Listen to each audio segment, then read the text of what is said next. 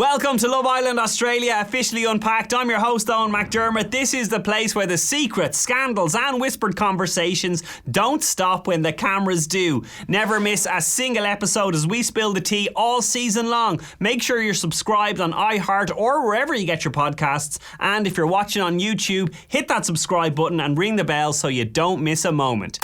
Love Island Australia, the podcast.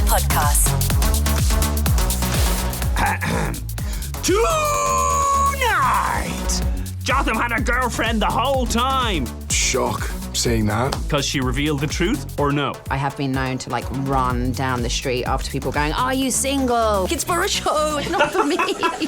Tensions, truth bombs, and a few major jaw droppers as well. It's all kicking off in the villa. But first, let's get you unpacked. The Villa Recap. Previously on Love Island Australia, it's been 4 episodes of pure chaos. Jotham's sex chat with Mia and Boston had Gabby spiralling, and then the super fans dropped a bomb. Mick and Izzy at the bottom, Izzy dumped, and Connor walking out with her in the first ever Love Island double exit by choice. Then came the lads' day out, which was actually an ambush by Kiwi, Bombshells, Emma and Jade, who dragged Kai and Jotham to Hotel Amor. One night, 2 temptations, and both boys crossed the lines. Gabby and Yana begged them not to cross. The girls got their own tests. Bailey and returning Irish bomb Dylan arrived at the winery. Mia and Bailey sparked instantly, and Dylan cashed in on his DM history with Yana, right up to a very cheeky kiss. And then the fire pit carnage. Mia twisted to Bailey, leaving Mick single. Yana returned loyal, only for Kai to admit he kissed Emma and cuddled her in bed. Yana shut it down immediately, and finally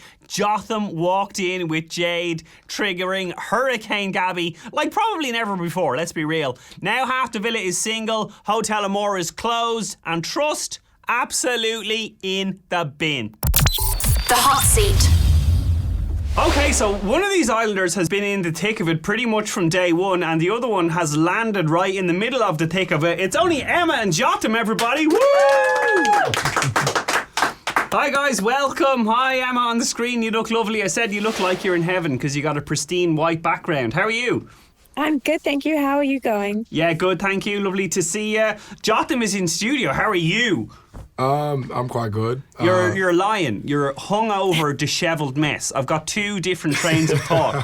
One is, I'm so impressed that you actually managed to drag yourself into the studio. Of course. Because you went to bed only a couple hours ago. Only a couple hours ago, really. And the other thought is, now that you're here, you better pull up your socks that you're not even wearing and bring the energy.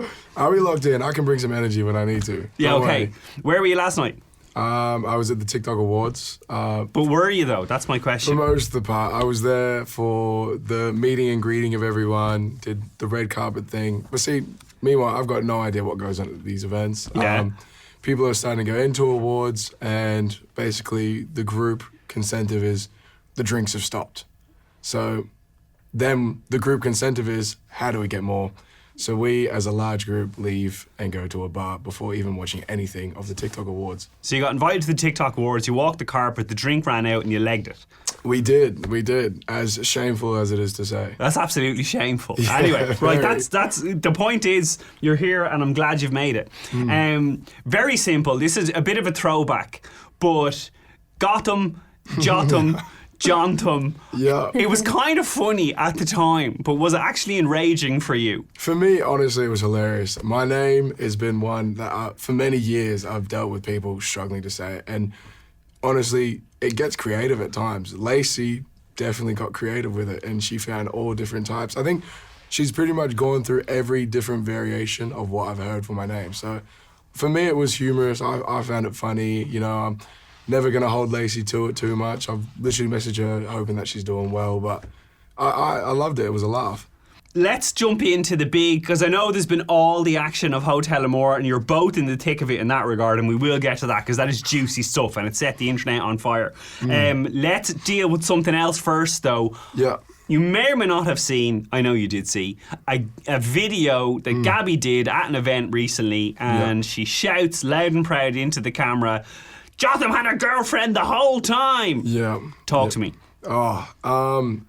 Shock seeing that, you know. I think Because she revealed the truth, or no? No, not at all, not in the slightest. No, there's not been a girlfriend. I think quite crazy for me, the guy who's never had a girlfriend, to all of a sudden have a girlfriend before going on Love Island.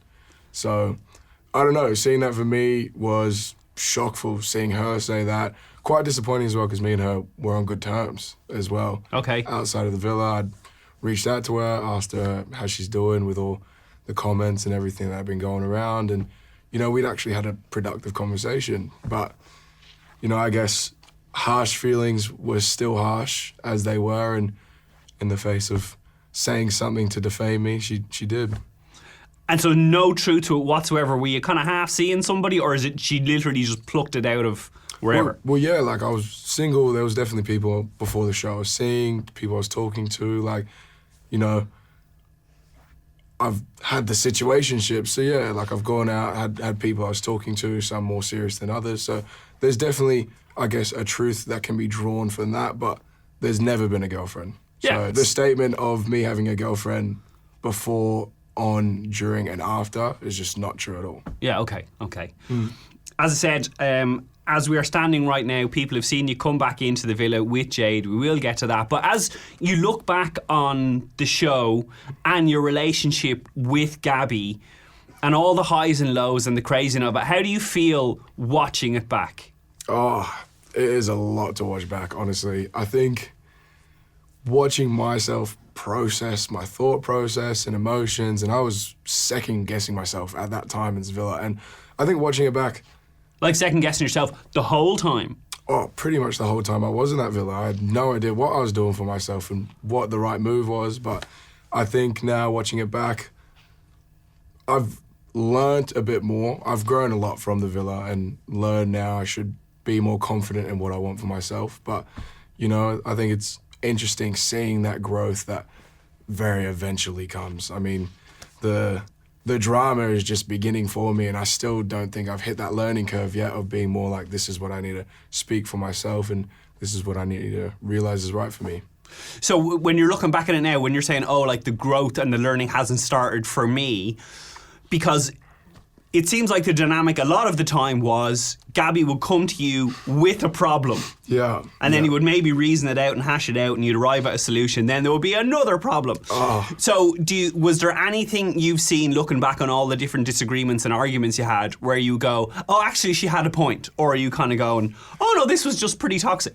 Look, yeah, I definitely don't think it was the healthiest situations, but I think she's definitely had points in the things she brings. Like, I'm never gonna completely throw out her argument for how she feels and how she thinks. Like, she's 100% valid to think and feel that way.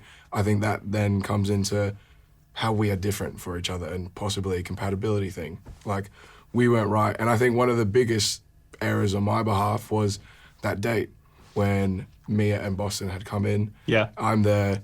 I'm essentially speaking poorly of my partner to these girls, and that was never my intention. Like, oh, but like, are you being hard on yourself there? And like, I think Gabby has been a rock star on the show. Like, she is the main character energy, and she's kind of chaotic, and I'm sure she'll like have some learnings for herself. Yeah. But when I looked at the date, like, you did.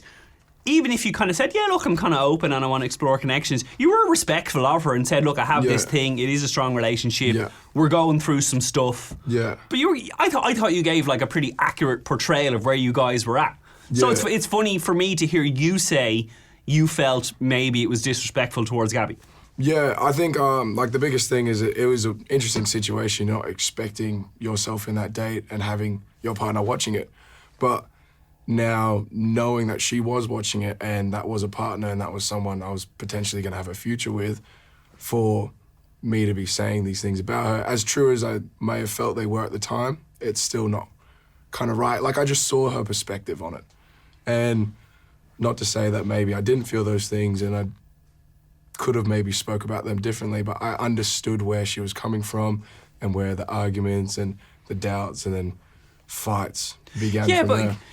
And again, like, I think it's really nice of you to seed that ground, but I kind of go, like, how else could you play that other than, like, if you have those feelings and the girls want to know, hey, I'm attracted to you, I'd like to get to know you more, what's your situation?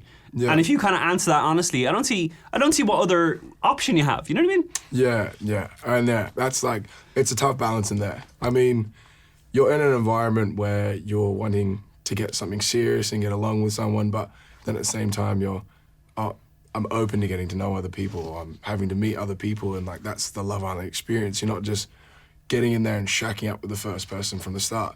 Like you could, but I feel like that's not kind of what Love Island is. Like you go in there to meet people, explore connections, and try and find your optimal person. So nothing in there is a right way, wrong way, and it is hard to find that balance. Did you feel kind of any kind of vindication or satisfaction, or maybe on the other side, like frustration, because Gabby went so hard at you around that time, but then obviously you got to look back on her going on the date with Alex, and she's like, where's this man been all my life? Oh my goodness. I think for me, I don't know if this is odd, but weirdly the biggest feeling was relief. Like I think now watching it back, like I was a bit worried on myself, and like I was like, oh, I was doing the wrong thing, I was in the wrong, I was the bad guy. But you know, seeing that clearly I wasn't so poor behaved, and some of the things that I said were valid. It's like, oh, well, clearly I thought these things and I had these feelings for a reason, and that validated it.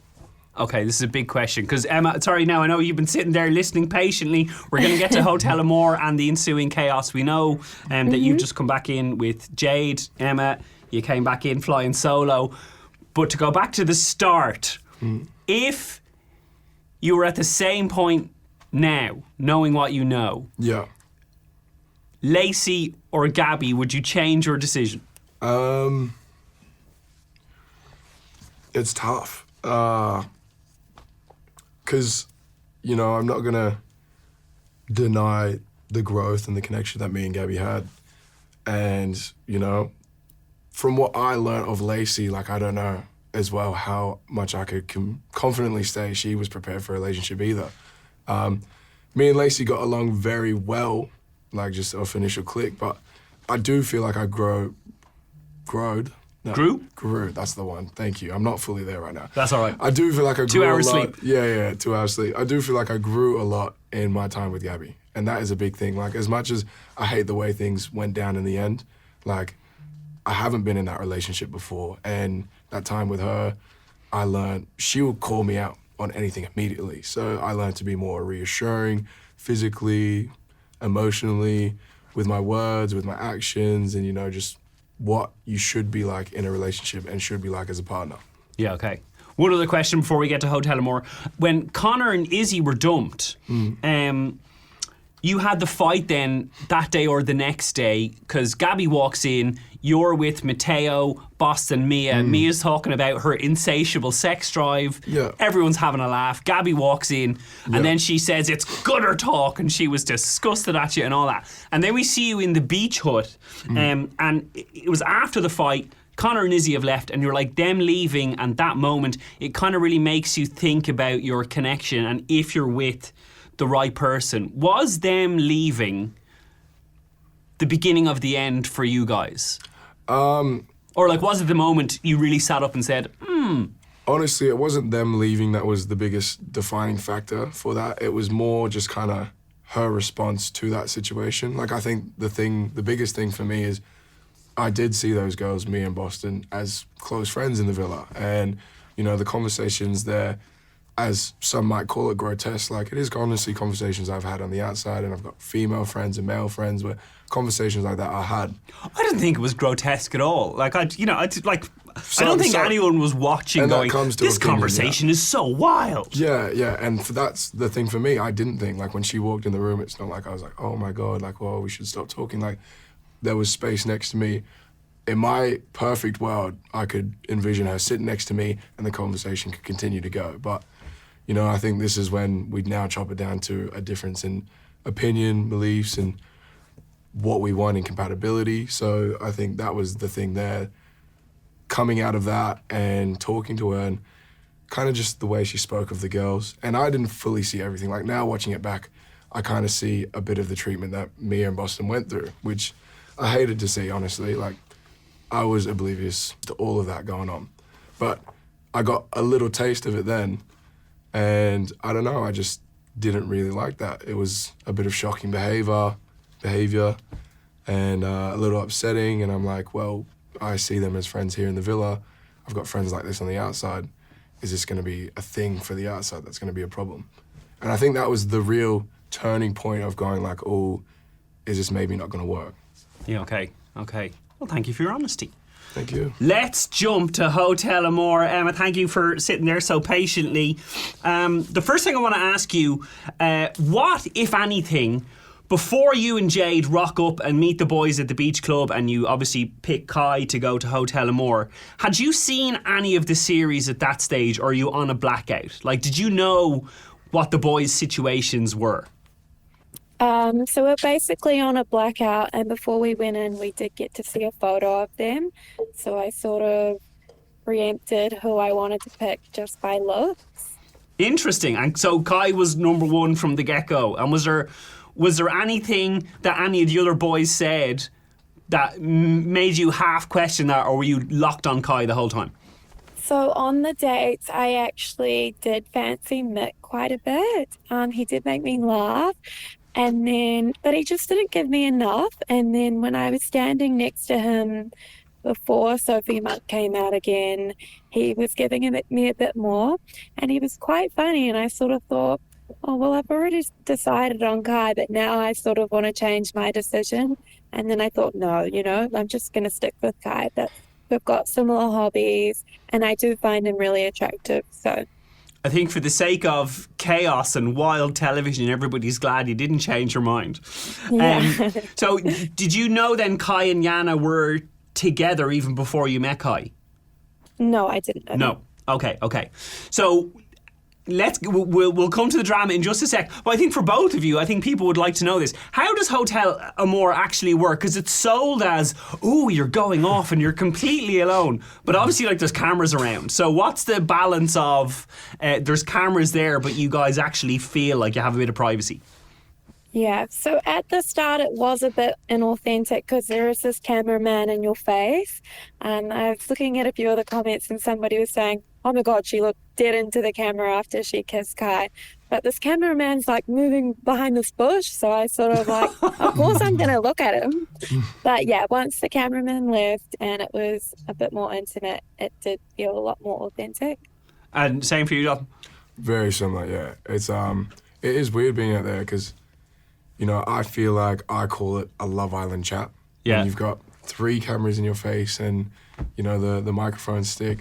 It's like there's conversations that are kind of wanted. It's like, how are you guys feeling? Connections in the villa, stuff like that. And it's a bit less free-flowing. It's like, this is the conversation that needs to come out. And like, these are the important things to talk about. Yeah. Rather than like, what's your favorite color? Yeah, This and sure. that. So it is a bit nervy in those moments, but yeah, once the cameras go away, you can literally talk about anything. So the cameras do go away. You do have proper quality alone time. Well, you think they go away, but there's still security cameras up there. But there's no physical cameraman in the bushes hanging and popping up from the end of the bed, No physical cameraman like that, no. Yeah, okay. When Jade picked you, knowing, that things with Gabby were a little bit rocky, but you still kind of said you were strong enough. Were you delighted, worried? What was the mix? Mixed bag of lollies. Mixed bag of lollies. Yeah, delighted, attractive woman picking me. So, like, I appreciated that a lot.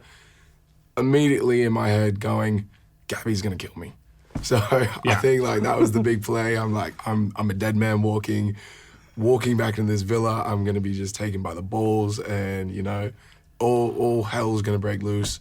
But I think it was kind of good getting that environment of Hotel Amor because you really do get taken away from everything in the villa. And it's like, I called it the bubble. We were in a bubble where all that mattered was then and there and getting to know Jade in the moment. And what was the balance of, because you had, this big long journey with Gabby, what was the balance of, oh my God, Jade is like sensational versus it's not quite right with Gabby and I should get out? And Jade's nice. I think just the way that me and her in those moments could still have free-flowing conversations, and it never felt like too awkward and it was too forced. Like, we could kind of banter off each other to feel more comfortable, and then she was just nailing it in every department of what I was looking for and what I said I want to do for myself in the future, which was travel and see the world and not be stuck in one place.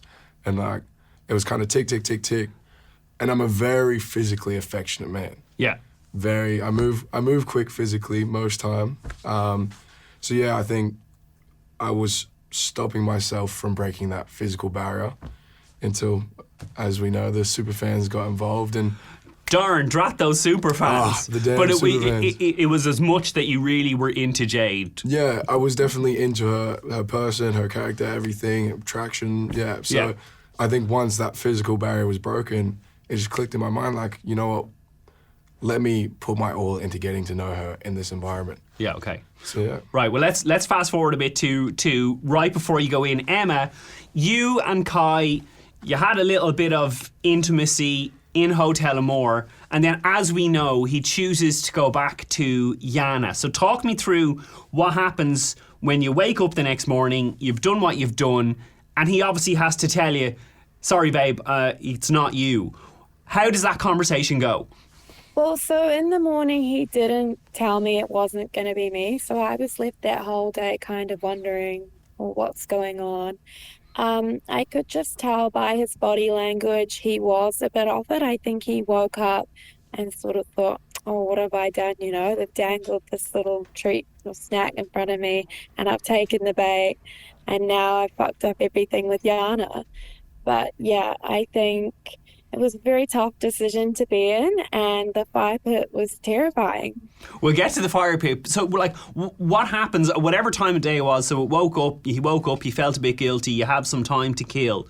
Like, did you guys sit down and have a proper, did he explain himself, explain his decision, or did you just go, sorry, bye? Yeah, I mean, basically, yeah, he did go, sorry, bye. Like, I think he was still trying to figure out what he wanted to do.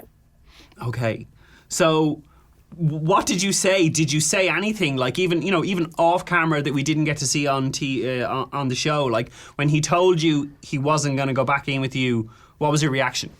Look, I can respect Kai's decision because I had no idea the situation and the links with him and Yana. So, like, obviously they're exes, they had history before the show, and then they're trying to rekindle things back on the show, and obviously it was just very tempting for him. Like, we both were physically attracted to each other, but yeah, it wasn't an easy situation for him. But he didn't give you a big, look, I'm really sorry and you're wonderful and lovely, but I really like this girl and I've made a mistake. He just was like, bye. Yeah, he just vanished. He ghosted me. Well, he's a man of few words occasionally, but okay. Yes. Right, let's get to the moment that you guys walk in.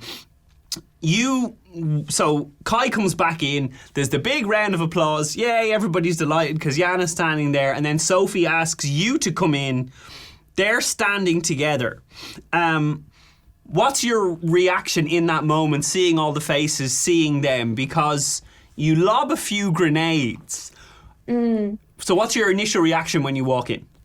Do you know what? I was probably in fight or flight mode. Like, it was terrifying. The bright lights all in your face. Obviously, Kai decided to stick with Yana, so that wasn't nice for me. And I mean, I can understand his decision, but I was just so scared, and I was on defense. Anything Yana or anybody was going to say to me, I would immediately clap back.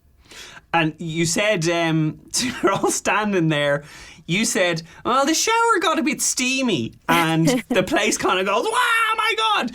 Was that a spur of the moment comment, or had you gone in going, prep some chaos?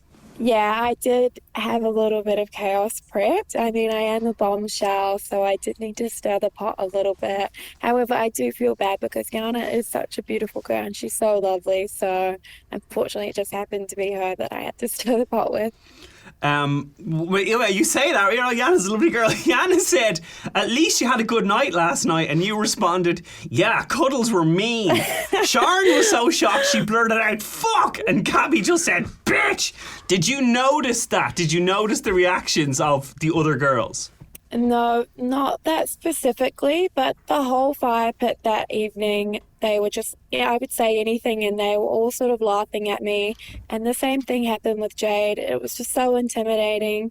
And I think that's why Jade walked away being like, oh, they're all bitches, because they were just laughing and being so catty.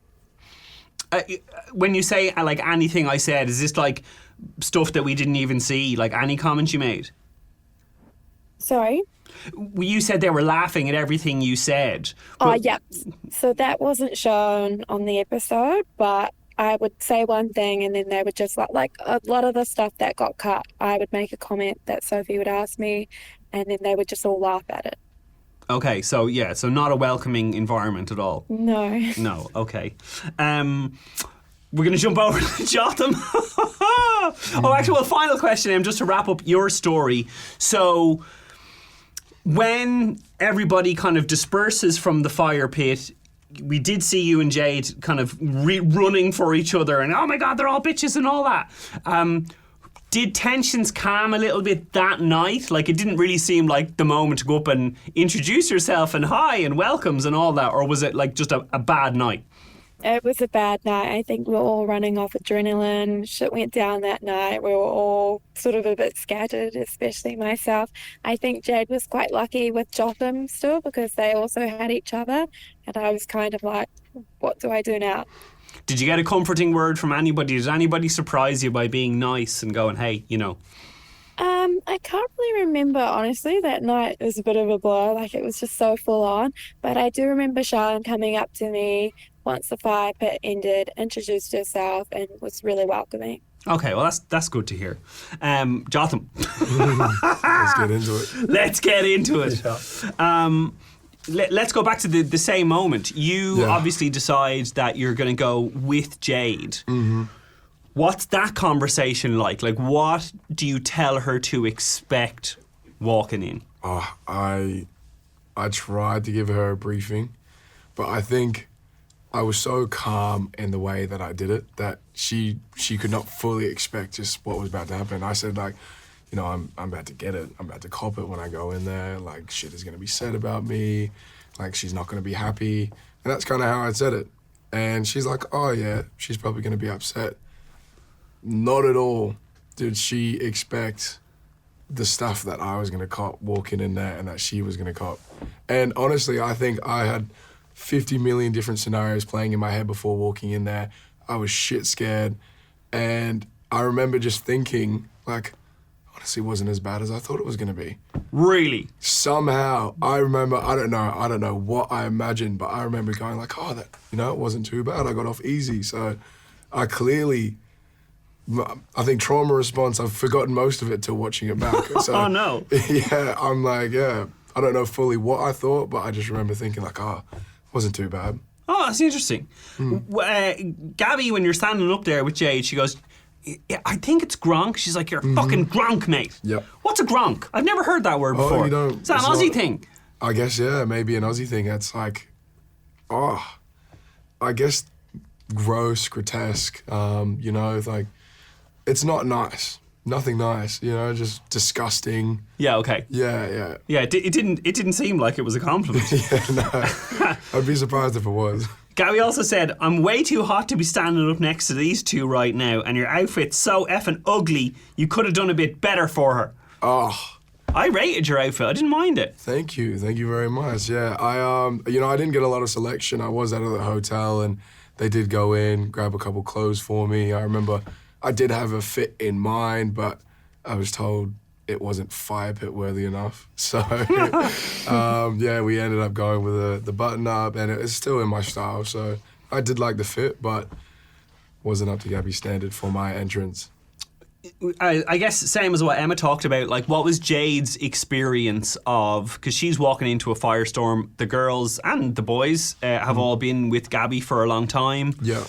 How did Jade feel her reception was?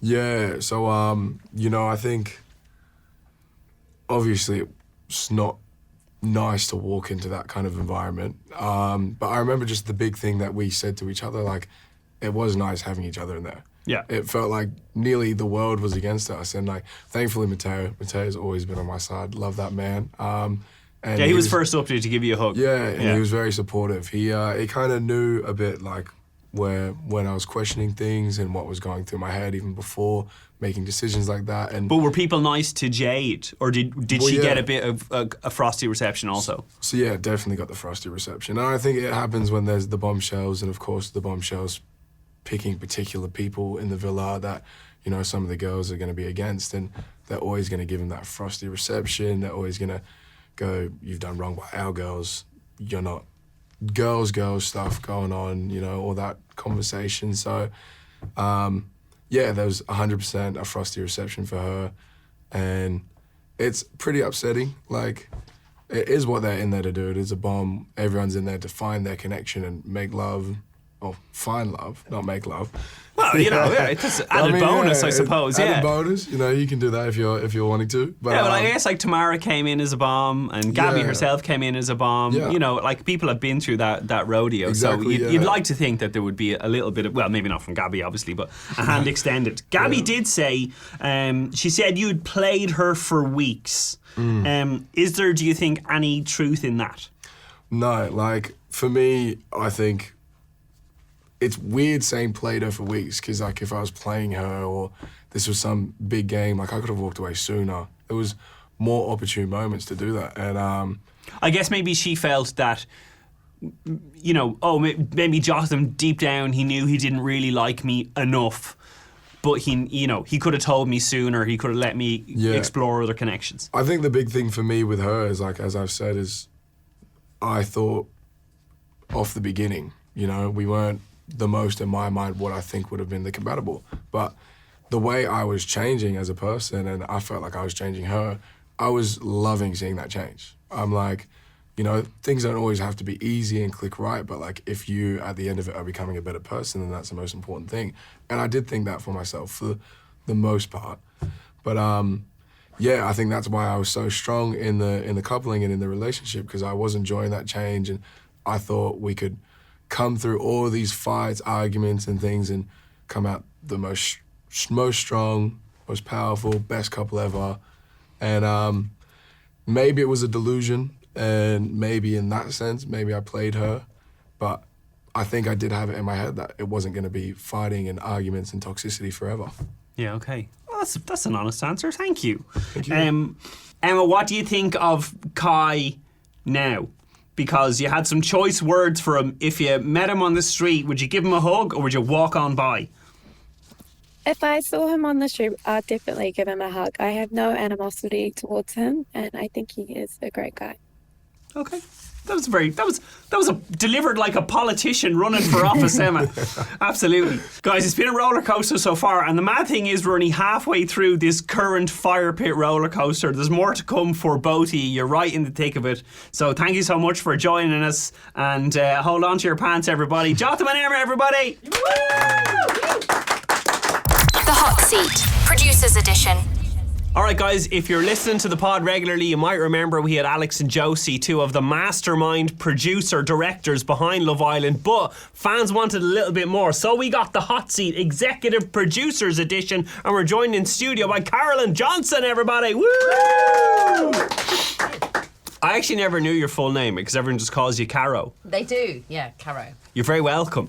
Thank you. Now, let's get into the nitty-gritty of casting, because a lot of people want to know, I'm sure. And maybe if you wanted to apply next year, there's some little tidbits here for you as well. What percentage of Islanders apply via the application form versus scouting? Because we've heard these stories of, you know, the producers reached out, etc. So I would say probably 85 to 90% of people actually apply. Okay. So we have a huge amount of applications, and people tend to watch the show and apply while the show is on. So you could apply right now if you wanted to. Oh, applications are open right now? Absolutely, yeah, all the time. We never close them. Okay, great. There's that. And then we do scout people. So we do a lot of like target casting. So that's online, usually like Instagram, your TikTok, socials.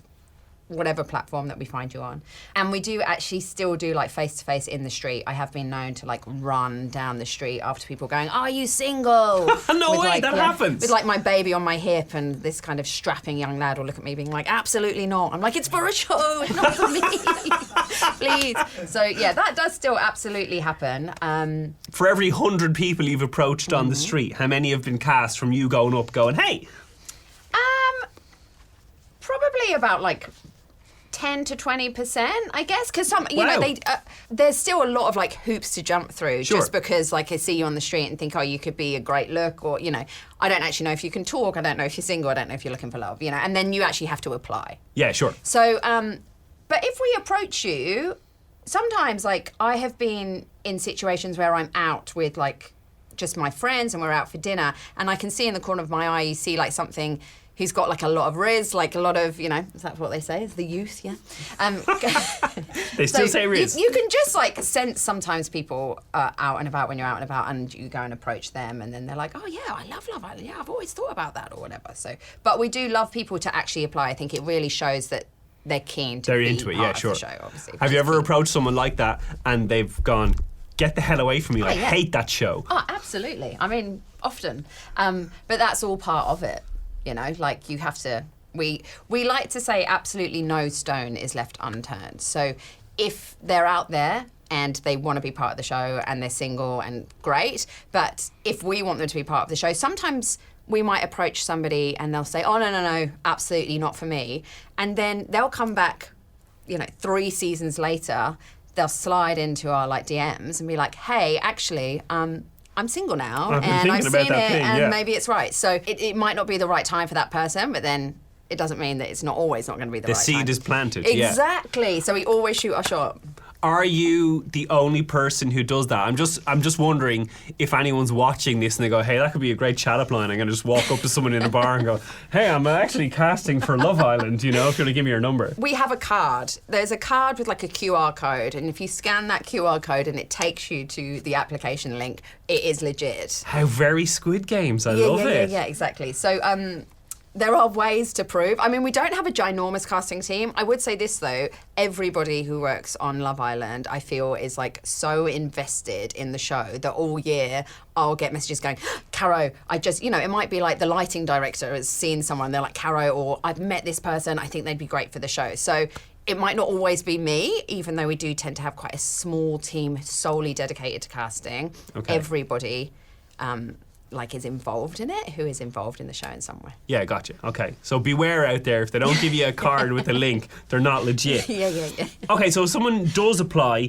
what can they do to stand out? Because I guess it's like you say, you could think someone looks amazing, Yeah. but they have the personality of tofu. Yeah. So what happens that makes you guys go, It's the same as when you're talking to anybody, I think. It's like there is no one personality or one look or one type of person that is an islander, but you have to kind of be very unapologetically yourself. So whatever that is, you need to be that through and through. And I think also be at a point in your life where you're very happy with what that is. You're going to be in a villa with people who might think differently or behave in a different way, and will always cast lots of different types of people, because one, you kind of need opposites to kind of fancy each other, or you need opposites to get along or find that they don't get along, or whatever it is. So I think like this season is a good example, like Mick, I'm sure in his audition, you know, he's so laid back, he's horizontal, and then Yeah. you've, you know, someone like Gabby who's like high energy all the time, but you do need that contrast, is what you're saying. exactly, that's what I'm trying to say, but I think I was waffling. No, so you were, thank you were very saying, but much. yeah. But also, like, maybe there's a tendency. I do wonder, do you see it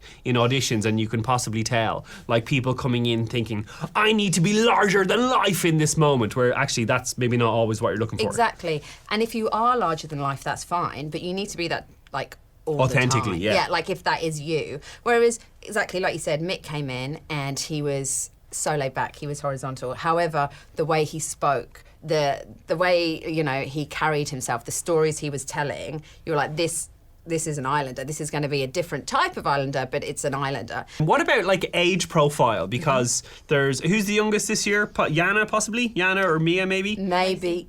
Lacey is, how old? Lacey. Oh, Lacey was the youngest. Yeah, okay. She's 20. And then Ross is the oldest at 28, Yeah. and then everybody's in between. Is that Yeah. important for you? That you've like a selection of age ranges? Yeah. So you can't have everybody in the villa being 20 Yeah. because they've only got a certain amount of life experience and a certain amount of stories to tell, and and you can't have everyone being 28. But you also can't have 90% being 20 and then being 28. There does have to be like a range of ages so that people get along, they have stuff in common, they might fancy each other. Casting is open from 19 to 30. We tend to cast people between the ages of 20 and 28. However, if there is a 19-year-old who is totally ready for this, then great. And if there is a 30-year-old that Who's been so unsuccessful in their dating life that they're still single at 30, you would give them a go. I hear what you're saying. When you finally meet the producers in person, or even preceding that, what are the red flags? Like, what should you not say? What should you not be bringing to the table as an Islander, as an auditionee? I mean, if someone came in and said, I have no interest in finding love, I am purely in this because I want my face to be selling yogurt for the rest of my life. I just want to see how many free clothes I can get, and I don't want to, have fun. That would be an issue. But no one's really rocking up saying that, though, are they? Is that maybe are you trying to read for that in people? Because I assume, obviously, people have eyes and ears. They kind of know, if some people appear to be playing a game or playing to the camera, which is fine, right? Because it's a TV show. But you do want there to be a kernel of truth behind that. I actually want to find love, is what you're saying. I think that you do need to be open to finding love and actively looking, because you're going to have to date a lot of people. You're going to kiss a lot of people. If there isn't a connection there and it's not worth fighting for, then you're going to get dumped pretty quickly, I think. Yeah. I think also as well, people coming in being very serious. This is a fun show. We're a fun team. It's everything about it is it's entertaining as well. So it's I think when people are overly serious, that doesn't really go down well. Or if it feels like you've kind of memorized a script and you're the producers will want to hear this. That doesn't feel authentic. So going back to that authentic point, it doesn't matter what your personality is like really, as long as that's authentically you. And then I guess if you are really serious, it might not be a great fit for you, this show. Yeah, because we take the mick out of things. Exactly. There's the challenges. It's all a bit outrageous. Yeah, exactly. The in-villa games, the challenges, the chat that we have. There is an element of seriousness, I guess, in the relationships. Yeah, but of course. It's the summer of love and fun. It's the people you want to be in the places you want to be, and. You're going to have to wear probably budgie smugglers if you're a guy at some stage and some outrageous costumes if you're a girl. Yeah, exactly. So you can't take yourself too seriously with that. Yeah, got to have a bit of a laugh, I'd say. You've worked on, I think, almost every season, right? Yeah, I've had a couple of babies in between, so Congratulations. Thank you so much. I'd like to give myself those titles. You're wearing it well. You look fresh. Thank you so much. Is there anyone who really surprised you once they went into the villa? From what you saw in the audition, and they obviously got cast off that, but when they went into the villa, just surprised you for whatever reason? I think M. Last year's winner, M. So some Islanders, you meet them and they never go off the wall. I think we met M super early on in Sydney. She was one of our first auditions. We'd seen her, she'd gone through all the processes of applying and we'd all been excited about it. She walked in and there was something that we thought this feels different, this feels interesting. The way she spoke, it all just felt real. But you never know how someone is going to react in the villa. So these are ordinary people in extraordinary situations. She, for me, I just felt like she really embodied everything that she said she was going to do and to be. And I think the places she allowed herself to go emotionally, and I thought it was cool. I liked watching that. And I didn't know if that was actually going to be what we got. I knew we'd get something, but I didn't know what it was going to be. But I do have to say this for all of our Islanders. I think everybody shocks you and surprises you in ways, because as much as you can prep someone and you can have these conversations and we can all take a guess of what we think they're going to do, you have no idea how anyone's going to behave, and they have no idea how they're going to behave. So I think the people who surprise me in a really positive way are the people who really embrace the experience and really just allow themselves to like live Love Island and whatever that brings. I think that for me is always a really positive surprise. Who's your favourite Islander of all time, to wrap it up? To be honest, I love all the Islanders. Oh, what in a there. politician. Get out of here. Come on. I love them all equally. Tax breaks for everybody. I really couldn't say. I love anybody who makes a fantastic show. So if you have gone in there and you have given it your all and you have ridden the highs and lows and you've left nothing on the table, you're a great Islander. Hey, you hear that? If you're watching, if you're listening, if you're ready to ride the highs and lows, get on the website, apply for Love Island now. We could be seeing you next year, or at very least, you could be sitting in front of this beautiful lady very soon. Caroline Johnson, everybody! Thank you. Alright gang, that's it for this episode of Love Island Australia, officially unpacked. Thanks so much for being with us, and due to popular demand, new episodes of Love Island Australia are now dropping Monday to Thursday at 12 p.m. Eastern Daylight Savings Time. That's 9 a.m. in WA, so enjoy your L breakfast pashing Perth. We'll be back next week with even more gossip, grafting and glorious chaos. See you then.